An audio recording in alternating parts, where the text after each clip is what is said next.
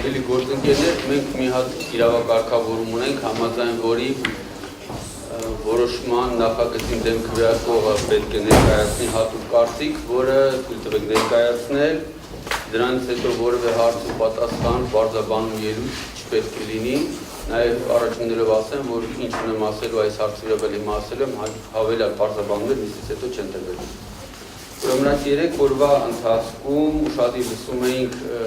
եւ ելույթները եւ հարց պատասխանը, ի հայտ են եկել մի շարք հարցեր, որոնք նույնպես ես տվեցի եւ իմ տեսակետը նաեւ ձևավորել է այդ հարցերի տրված պատասխաններից։ Առաջին խնդիրը, որ ուզում եմ նշել, դա իսկապես այս վարույթը կարճելու կամ կասեցնելու խնդիրն է, հաշվի առնելով այն հանգամանքը, որ թե սահմանադրական դատարանում, թե վարչական դատարանում գտնվում են գործեր, որոնք ուղղակի ազդեցություն են ունենալու այս ամբողջ գործընթացի վրա։ Այսպես, եթե սահմանադրական դատարանը, որքան ես ասացի դեկտեմբերի 16-ին, որևէ կետով ճանաչեց սահմանադրությանը հակասող օրենսդրական փոփոխությունները, ապա այս ամբողջ գործընթացը կարող է դառնալ հակասահմանադրական, երբ այդ հարցը տվեցին, ինձ ասեցին, որ վարույթի ժամանակ աշխատելիս կենտրոնացել են ավելի շատ հանգամանքների վրա փաստական, այլ ոչ թե այդ կետի վրա, բայց ես որպես հանձնաժողովի անդամ չեմ կարող հաշվի չառնել այն, որ մեր օրենքը, նկատի ունեմ հանրային ծառայությունների կարգավորման անմասնորենքը, ասում է 33 հոդվածով եւ 34-ով, որ նման դեպքերում վարույթը պետք է կարճվի կամ կարճվի։ Իսկ այն իմ հարցը, թե ինչ հետևանք է ունենալու հանկարծ ամբողջ գործընթացը հակաօրինական ճանաչելու վերաբերյալ պատասխան չստացա, որովհետև իրականում գործընթացը ունի ֆինանսական լուրջ հետևանքներ, մարդիկ են ազատվում, մարդիկ են ընդունվում, վարկանիշային խնդիրներ կան եւ ասել, որ այդ ամենը մեծ շետարկում կարծում դա ճիշտ չէ։ Նույնը վերաբերում է վարույթի հարուցման միջարկմանը։ Ինչ არის փաստական հանգամանքների մասին։ Թեև ասում են կենտրոնացել եք փաստական հանգամանքների վրա, բայց վարույթը հարուցվել է ենթադրությունների վրա, որոնք նշված է լիազոր մարմնի ներկայացուցիչի կողմից եւ վարույթը իրականում գնահատվել է բոլորին այլ ուղղությամբ, ինչը ընդհանրապես չի անպատասխանում վարույթի անցկացման այն մեթոդաբանությանը, որը առկա է հանձնաժողովում եւ երկրում։ Մենք բազմաթիվ դիմումներ ստանում ենք եւ երբեք միայն դիմումի հիման վրա վարույթ չեն կարող հարուցել, մինչեւ համոզված չենք, որ առկա է խախտում, մինչև անպաստան փաստական հիմքերը չկան։ Այս դեպքում մենք գնացել ենք այդ ճանապարհով, ինչպես ես իմ հարցում տվեցի, որովհետև այդ ենթադրությունը ունեի, որ կարծես թե մենք սկզբից հարուցել ենք վարույթ, հետո մտածել ենք այդ վարույթի համար ինչ հիմքեր դնել։ Ցանկացած վարույթի հաջորդ հարցը, ցանկացած վարույթի մեջ շատ կարևոր է կողմերի լսելիության ապահովման խնդիրը։ Ինչպես արդեն ասել էի, առաջի կողմը դա հարուցողն է, երկրորդը պատասխանողն է, կարող է հրավիրել այլ կողմեր, բայց այս դեպքում մենք փաստացի երկրորդ կողմ չունենք, որովհետև կողմը, որի հանդեպ այդ վարույթը հարուցվել է, ըստ էության ինքն է տեղեկություններ տալիս առաջի կողմին իր վարույթով հարուցված այդ հիմքերը ապահովելու համար, այսինքն չկա վարույթի երկրորդ կողմ եւ այստեղ մենք ունենք լսելիության ապահովման լրջագույն խնդրեմ, որը կարծում եմ նաեւ հետագայում կարող է այս ամբողջ որոշումը վիճարկելու հիմք լինել, որովհետև կողմը, որ այստեղ փորձում է ընդդիմանալ այս նախագծին, իրականում երրորդ կողմը եւ փաստացի չուներ գործադիր անհրաժեշտ լծակները, որպեսզի ճշտումներ կատարել, ճշգրտումներ կատարել այն փաստերի վերաբերյալ, որոնք ներկայացված են նախագծի մեջ։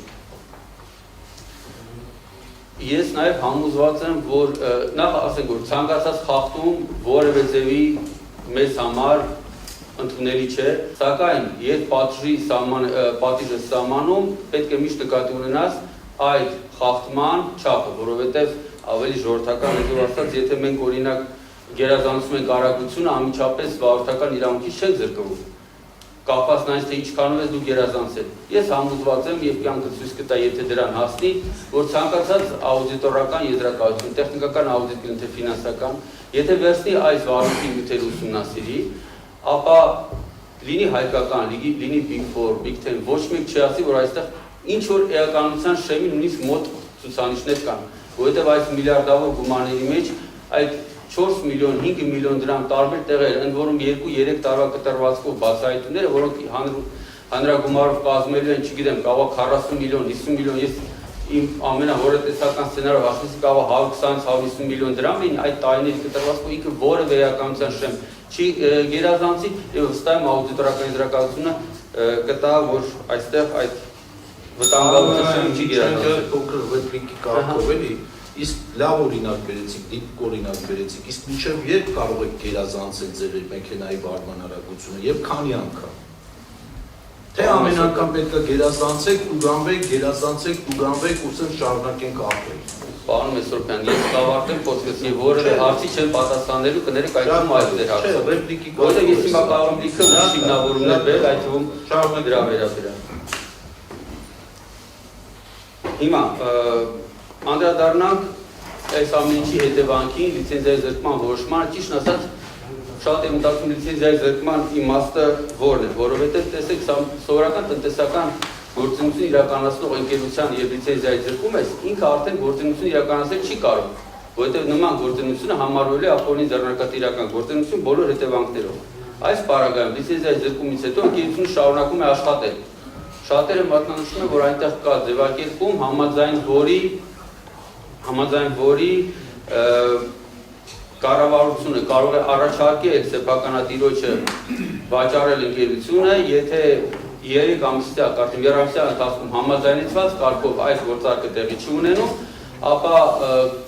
կառավարությունը կարող է ձեռք բերել ընկերությունը սահմանադրության 67 հոդվածի համաձայն։ Իսկապես, այո, ես համոզված եմ, որ առանց լիցենզիայի զրկմաններ սահմանադրության 67 հոդվածը աշխատում է եւ ցանկացած տնտեսվարողը կարող է կառավարություն դիմել, առաջարկով գնել, եթե չէ, գնա առաջնորդի սահմանադրությամբ։ Այդ պատճառով ես կարծում եմ հանձնաժողովը պետք է գնար այլ ճանապարհով։ Հանձնաժողովը իսկապես ես ինչ էլ ասեն մեր ընկերները նախկին կառավարիչ Հեցի, գործընկերները, ես այնտեղ իսկապես տեսնում եմ բազմաթիվ խնդիրներ, մենք բոլորս ենք այդ խնդիրները տեսնում, այդ խնդիրները տեսնում ենք եւ կարծում եմ անբացառ ձևի, պաշար ձևով վարույթ անցկացման դեպքում պետք է ստուգանել ոչ թե նախկին վայրում 10 միլիոն եք ստուգանել, 20 միլիոն, այլ պետք է մի հատ լավ լուրջ բաժական որոշում կիրառել Հեցի նկատմամբ, որ նաև սեփականատիրոջ ուշադրությունը հրավիրենք բազմաթիվ խնդիրների, որոնք Հեցում իսկապես առկա են, եւ նաև մենք որպես վերահսկող մարմին, այո, կարգավորող մարմին ուժեղացնենք մեր գործառույթները։ Իսկ ինչ վերաբերում է սեփականության խնդրին, ապա գոյություն ունի սահմանադրություն, սահմանադրության 67 հոդված, դա պետք է իրականացվի այդ շրջանակում եւ հանձնաժողովը այդ գործընթացի հետ պետք է որևէ առնչություն չունենա։